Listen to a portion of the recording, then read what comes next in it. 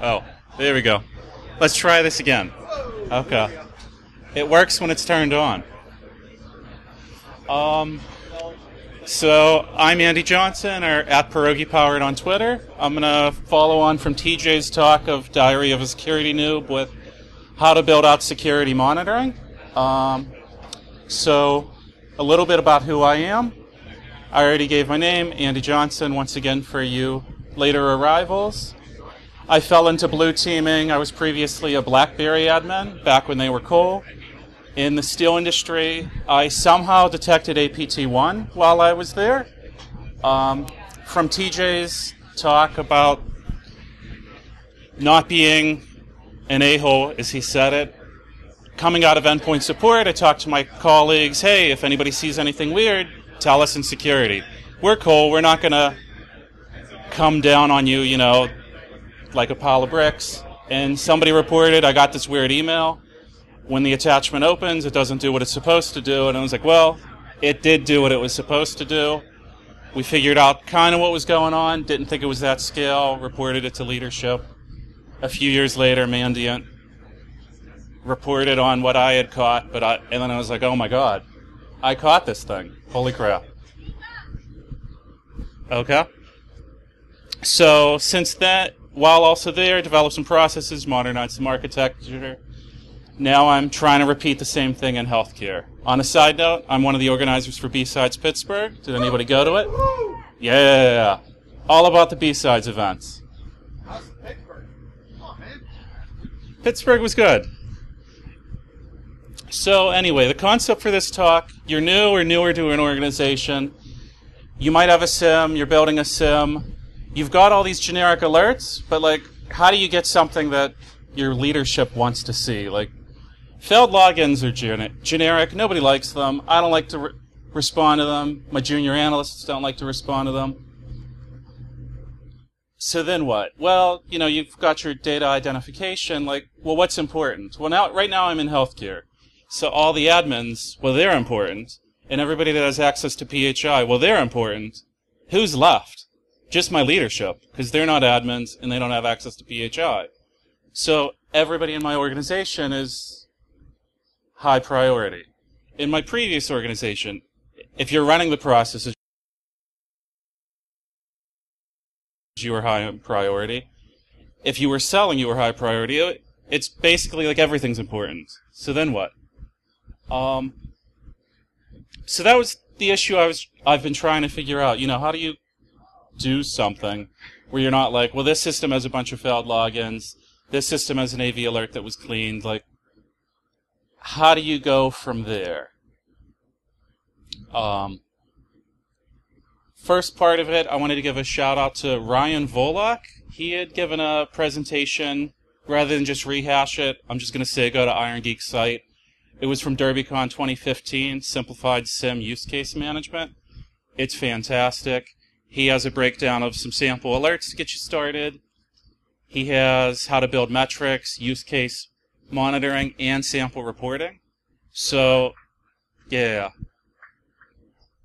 Because you could be great, but if you can't report what you're finding, it's no better than those failed logins that you're constantly dealing with. So rather than try to rehash what he did a fantastic job. I'd just say go to that. So starting with, people, process, technology. Let's go with people.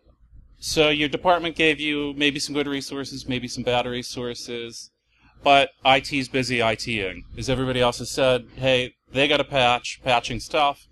They got to keep the business running. Can you find any internal security allies?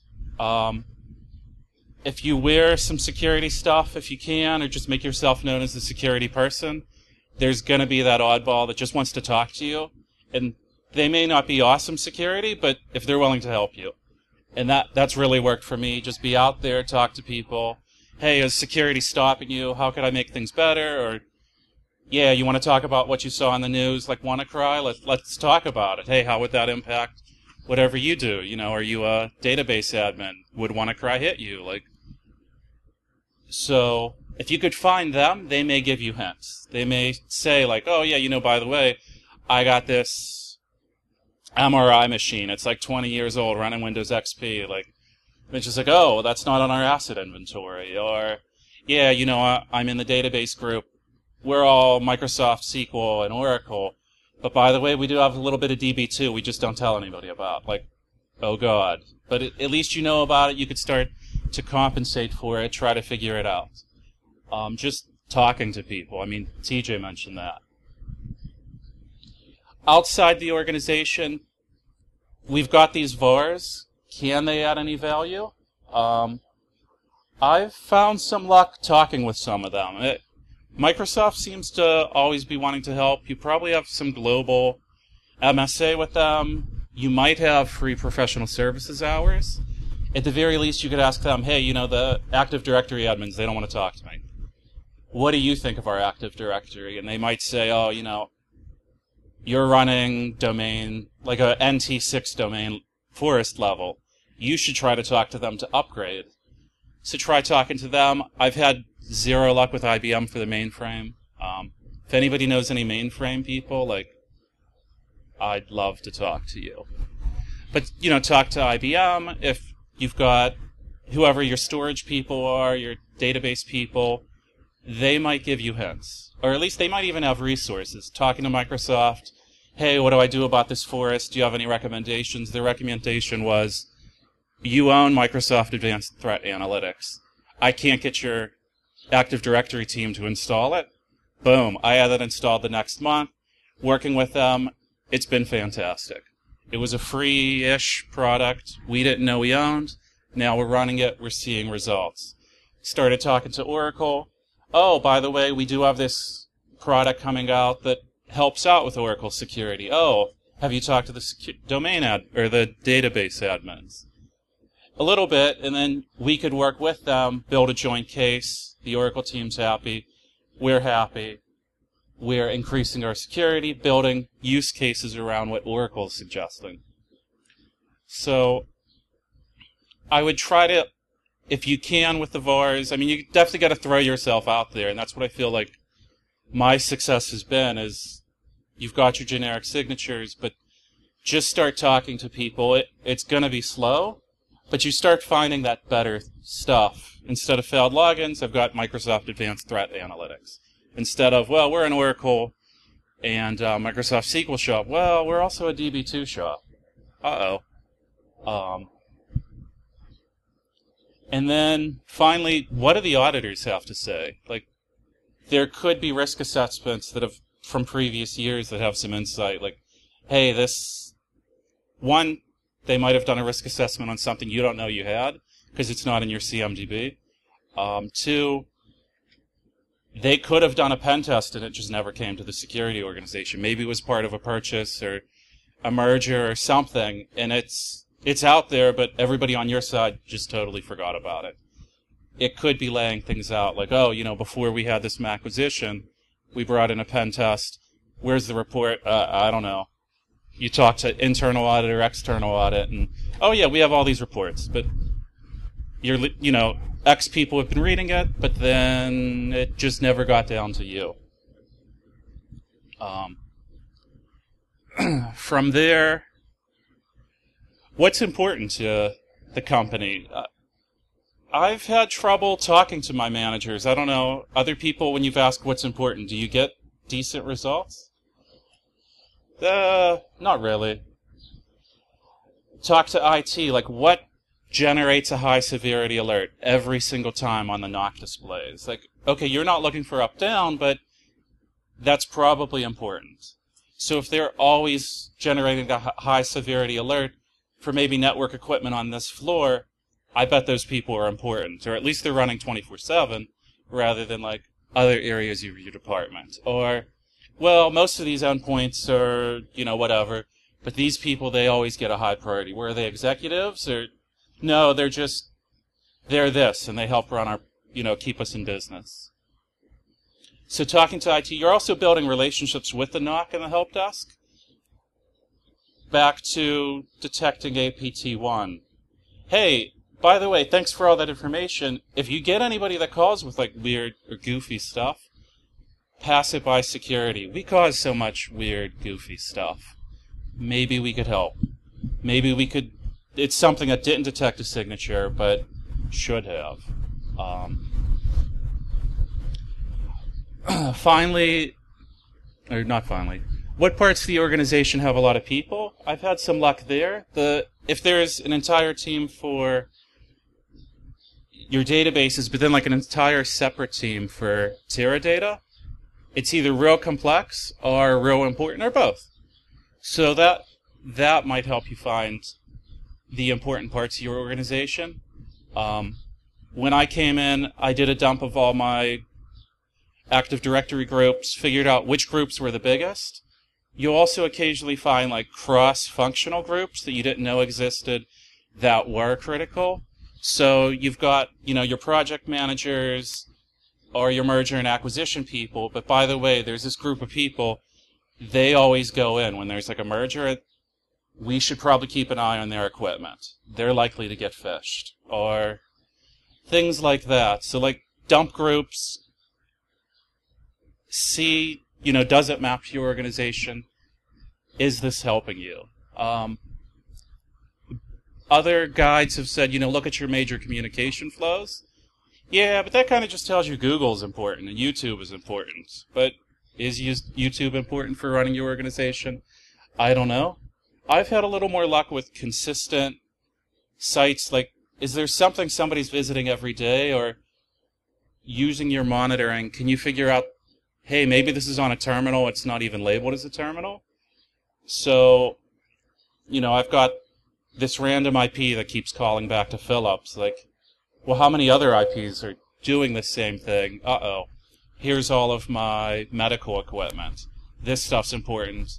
By the way, it only calls out to Philips. So any of this stuff, if it does anything else, it's behaving differently. So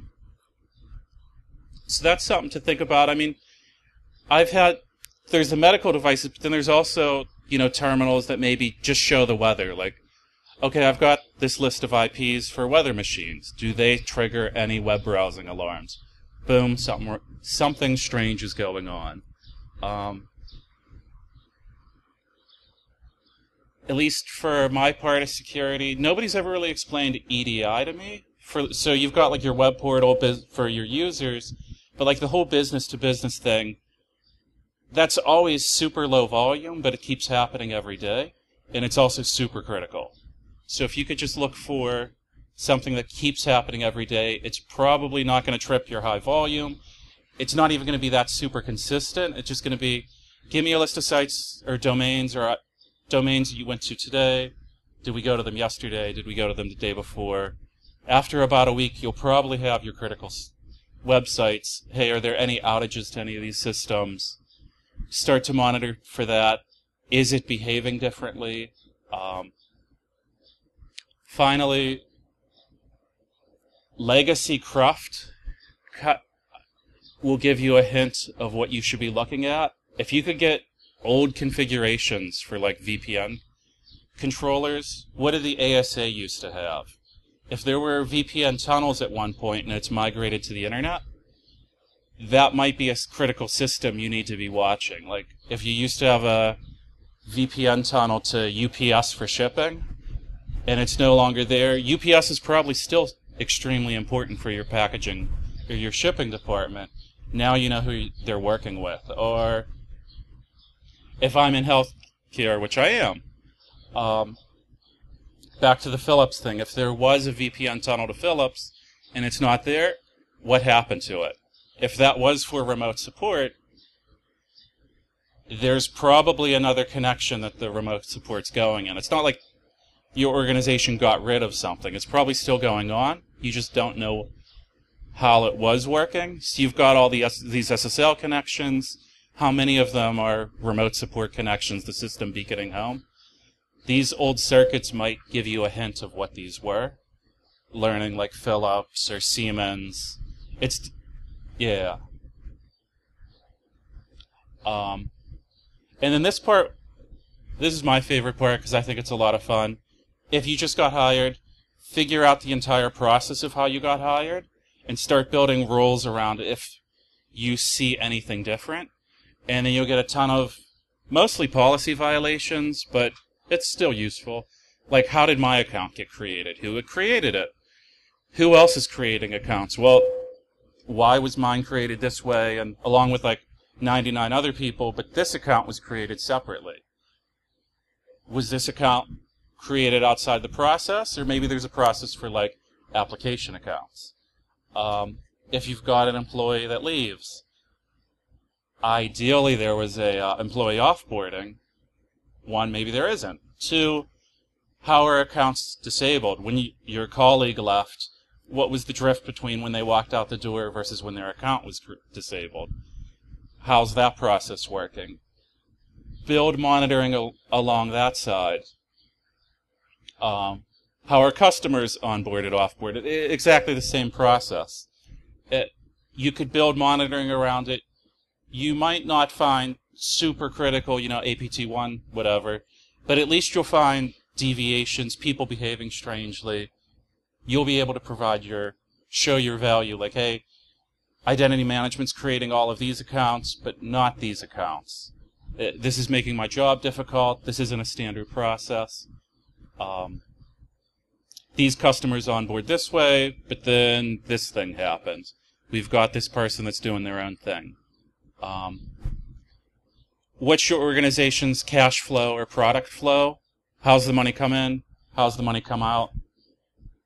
If the money's mostly coming in from this small portal that only has a couple people, that's probably a critical site. Set your IPS alarms to have a much lower threshold or much higher severity. Keep an eye on that site instead of, your www site that just rando people scan all day, every day. Because who cares about that? But this site that isn't your front page, that's the money-making site. That's what's high priority. That's how money's entering or products are leaving. Who has the big money data? I'm not pleased with my data classification. Everybody has PHI or they're an admin. It's terrible, but that's how the business operates, right? Who would have the higher value money? So if we were looking to merge, like mergers and acquisitions, business planning, I feel like they're higher priority. I don't know if anybody has any other ideas of groups. Okay. Because somebody has a bunch of data, they might not be the high priority phishing target. That's kind of what I've been trying to figure out. Like, if you've got some sensitive data, but who has the bigger money data? Business planning, mergers. Who are the people really driving where your organization's going? Yeah, exactly. You've got a bunch of managers or doctors or whatever, but the admin assistant has access to, 24 of their inboxes. That person's going to get, if that person gets hit, it's even worse than any of those other, 12 people. If you could think about things like that, you get past generic alerts, failed logins, or, oh, this person has some PHI, like, they have 1, this person has 100. That's really the difficult part that I've found, and that's what I'm trying to communicate. I'm at the end of my slides, so if anybody has any questions, throw them out.